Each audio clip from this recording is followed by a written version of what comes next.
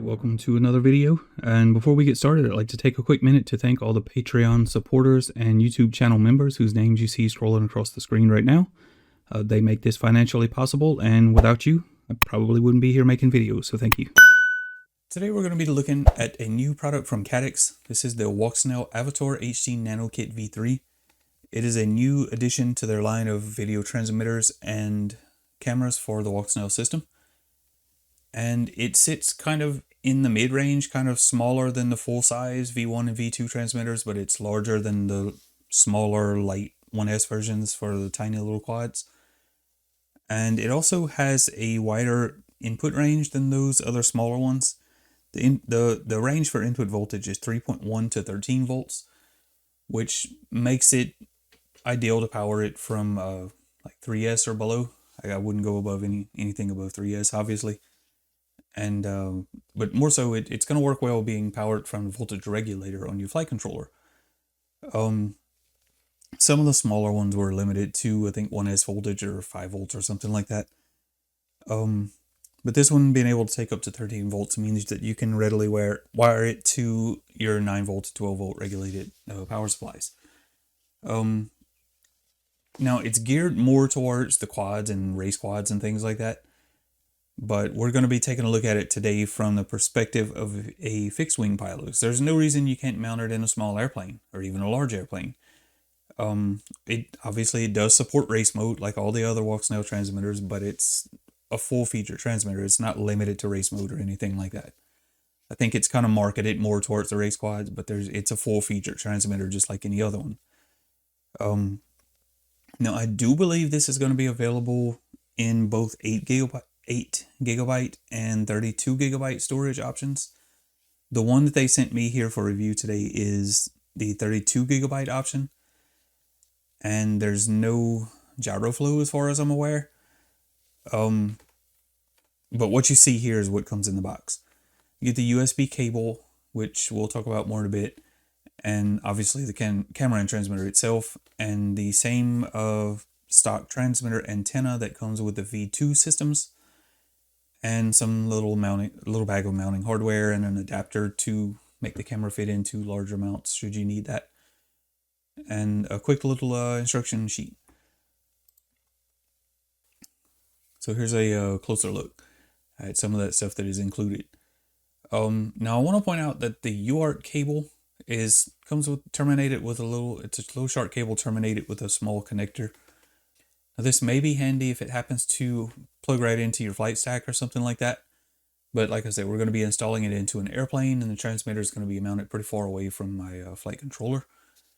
So rather than splice these wires, I went ahead and desoldered them and soldered on a longer cable just to leave it a little bit of a cleaner install with less splices in the cable. That solder was a little bit difficult to remove. It definitely appeared to be some leaded solder. Some of the stuff that takes a little bit higher temperature to melt, and it kind of turns into a paste when it does melt and doesn't really liquefy as good as leaded solder does. So I was careful to clean all that off and desolder it and use some solder wick to clean up the pads, and then resoldered it with my own good solder. So that's just something to be aware of. There's no other way to plug a cable in or anything. There's only solder pads for the UART connection, which is fine by me. Just be prepared. You will probably need to either splice some wires or solder it, unless you get lucky and it happens to plug in. The USB cable that's included plugs into the video transmitter with the tiny little 4-pin connector. I'm not even sure what those are called. They're really tiny. It's the same one that was used in some of the earlier transmitters, and I know a lot of people complained about that and they don't like it. So I'm not sure why they didn't change it on here. Hopefully someday they'll go ahead and just stick a USB-C port directly onto the transmitter. That would be a nice addition, and I would happily pay the weight penalty, add a couple of extra grams or whatever. But what you'll see here in the next picture, this is a little USB breakout board.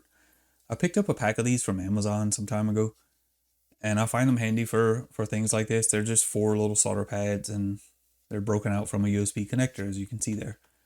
And what I did, I cut back the casing off of the USB cable.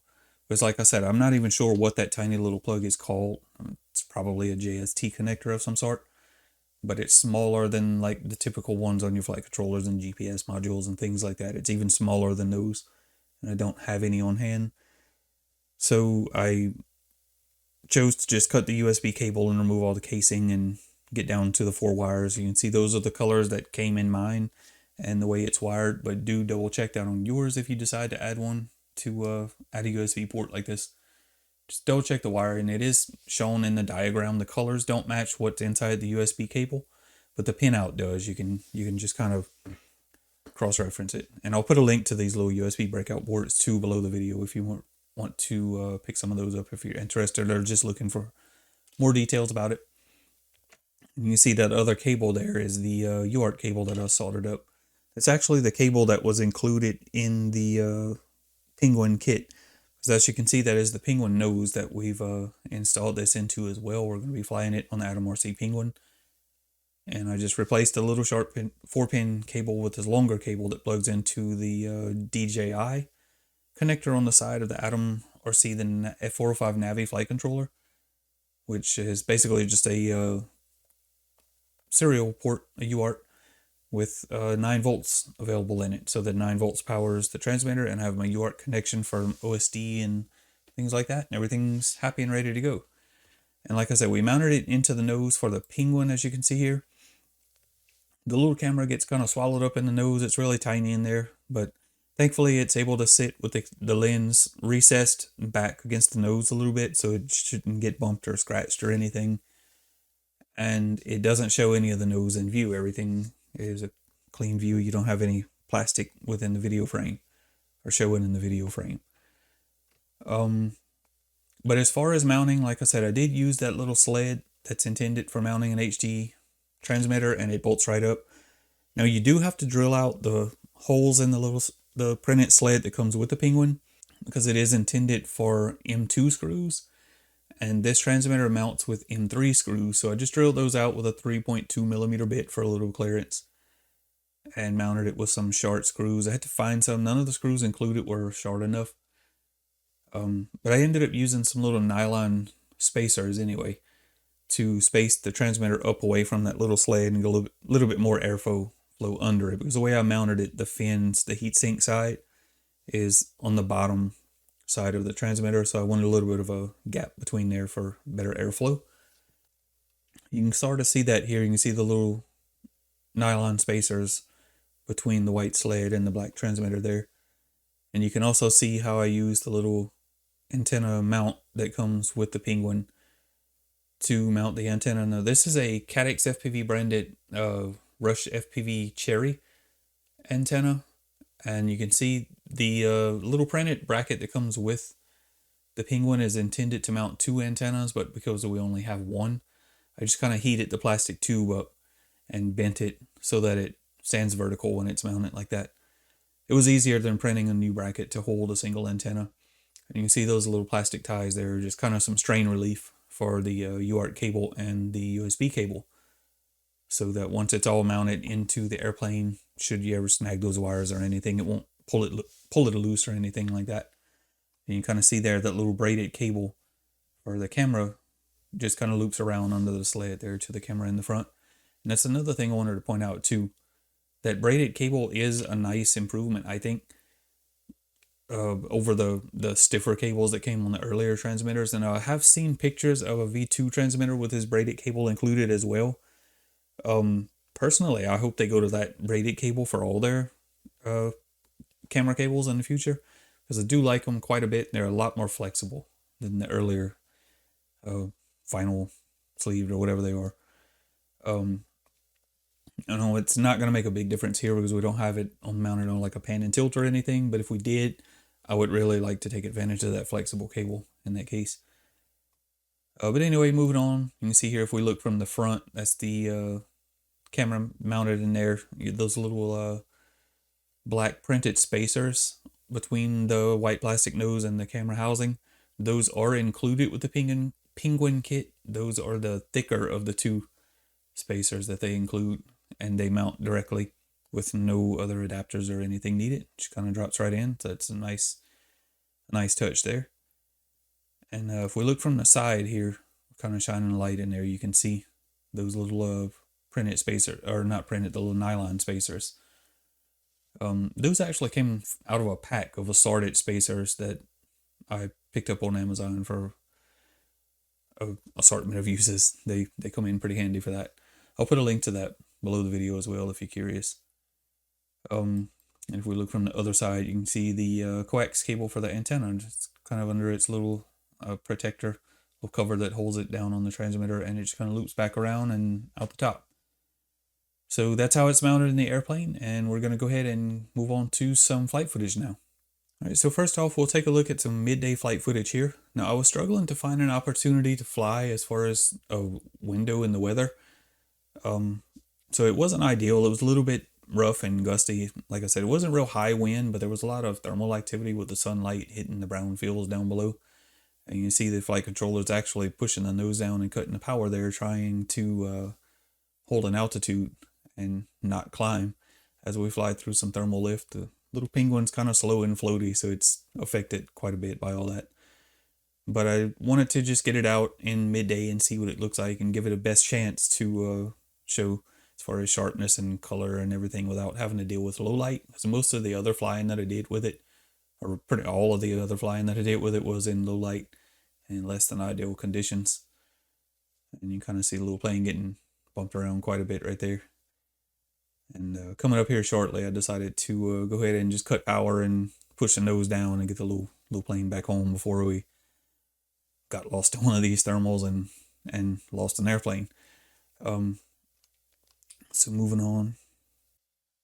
All right, so now this was another flight that was done pretty late in the day. It was after sunset. You can see the street lights on at the house straight ahead right now. And it was kind of an overcast day, as you can see. So it was pretty low light. I really didn't expect the little camera to cope very well. And it is a little bit noisy and grainy, but it's not terrible. It's actually surprisingly good. It's better than I expected it to be. And like I said, we're flying after sunset on this overcast day, kind of in the shaded areas behind the woods here. We're kind of mostly staying out of the wind because, again, it was a windy, gusty day. Even late like this, it was kind of getting bounced around, and that's another reason I'm staying down pretty low like I am right now. Trying to avoid some of that rougher, gustier air. And now as we look away from the sunset towards the darker horizon, you can see everything's still exposed pretty good and working well. So yeah, we're not gonna kind of dwell on this flight too much because it was pretty low. Pretty gusty conditions and not really fun. And I really didn't stay in the air very long, so now we'll move on to another flight. All right, so here's another flight. This was on another day, it's actually yesterday. And we finally had a break in the winds and everything was kind of calmed down. You can see how smooth the penguin's actually floating right along up here. Now it was a little bit gusty up above 100 feet or so I ended up losing some altitude and I stayed around 100. I wasn't sure how far I was going to push it out because, like I said, I wasn't really too concerned with range. So I think this one is going to be geared more towards your smaller, closer range setups. And it does only output 500 milliwatts as its maximum power output. But being a smaller, lighter transmitter with less power output, I just want it to kind of push out at least a mile and a half or so and see what the signal quality and the bit rate and everything look like. But I ended up flying low. Like I said, we stayed at about 100 feet and I pushed all the way out to 2 miles here. You can see coming up where I turned around. And to my surprise, the bit rate held pretty much locked on 25 megabits the entire time. Now it does drop a little bit during the turn, but once we level off after that turn, everything comes right back up to 25 megabits. And you can see my signal strength down in the lower right corner. It's showing like 3 or 4 bars. Now I'm not even 100% sure what those bars represent. I don't know if they're just overall signal quality, signal strength, a signal to noise ratio or something like that. But whatever it is, we're showing 3 out of 4 bars. So to me, that means that the signal is less than perfect, but the bit rate is set for 25 megabits per second is what mode I'm using. It's the 1080p standard frame rate, 25 megabits. And it holds out pretty well. In fact, as soon as I finished this flight, I landed and I flew another airplane with a V2 transmitter in it and the Pro camera, and followed pretty much along the same general flight path and altitude, just to compare. And surprisingly, this little Nano V3 held on to the bitrate better than the full-size V2 does. Or it did on that flight, rather, at least. And they're even both running the same antenna. They're running the Caddx branded Rush FPV Cherry. And same receiver, same tripod. Didn't even move the tripod. It was physically sitting in the same spot, same antennas and everything. So to me, that was pretty good result. Pretty surprising, actually. And yeah, like I said, you can see during this turn here, it did drop a little bit. It stayed in double digits, but it dropped off of 25 down to around 13 megabits. And then it climbed quickly right back up to 25. So I was pretty happy with that. And of course, this is not indicative of maximum range or performance or anything. It's only to verify that it's useful within a couple of miles, which is what I think this little transmitter is going to see more often than not, at least the way I have it installed in the Penguin. The Penguin's not a super long-range airplane. It's not terribly efficient. It's not a long-range cruiser. I mean, it can stay in the air for a while, but it is a little bit slow, covers a lot of milliamp hours per mile relative to some of my other more efficient airplanes. But it gets the job done. It's a perfect match for this little plane. And you can see here on the way back, I got down like below 50 feet, closer to 40 feet on the way back, and I flew the back edge of this field. And coming up, you'll see we kind of picked out some landmarks, and I flew down low right over the top of a little shed and along a little turn row through the field, and just kind of looking for some landmarks and flying low, trying to basically trying to put the video transmitter to the test and see if we could trip it up at all. And what I'll probably do, I'm recording this narration right now before I actually edit the video, but when I edit the video, I'm going to try to overlay the bitrate for the following flight that I did right after this one. I'll overlay it kind of next to the bitrate for this one at the bottom of the video, and you'll probably have already noticed that by now if I get it done. But just to compare with the V2 transmitter that I flew immediately after landing this one. And this is another flight. You can see we're well after sunset now, and it wasn't really overcast. It was pretty clear skies, actually. But even so, the low light performance is totally acceptable for especially for such a small lens and imager. It's quite a bit better than I was hoping for, honestly. I was hoping it would just be good enough, but it actually works perfectly fine. And being a full-featured transmitter and supports all the functions and everything, I really can't find anything to fault. Other than one issue I want to point out. When I tightened the 4 screws, I used the threaded M3 lugs to mount the transmitter, and when I tightened those screws, one of them actually pulled the little threaded ring off of the heatsink. And if you kind of notice in the picture earlier in the video when I showed you, I'll put a closer image of it overlaid right now over the video. But if you look at those little rings, they're so thin. There's really not a lot of material down at the bottom of the little threaded lug.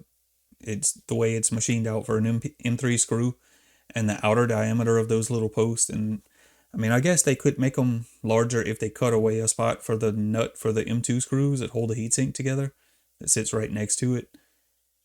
You would have to do something to make clearance for that M2 screw, and maybe make the rest of that little post a little bit thicker. That's kind of the only way they could do it. Either that or just thread them for M2 screws. I would be perfectly fine using M2 instead of M3 to mount it. But for the guys that are going to be mounting this in a flight stack, on top of a flight stack, because they're not through holes, they're just threaded lugs, but kind of abusing them in a quad and a race quad, or bashing around, wrecking, crashing, you may actually break those. But if you do, luckily, the material is so thin, it just pulls it off the heatsink, doesn't damage the transmitter. So that's been my experience thus far with the Nano V3 kit from Walksnail. Hopefully it's enjoyable, and thank you to Walksnail for sending it to me for review. Check the links below the video. Questions, comments, go in the comment section. Thank you for watching, and I will see you all in the next one.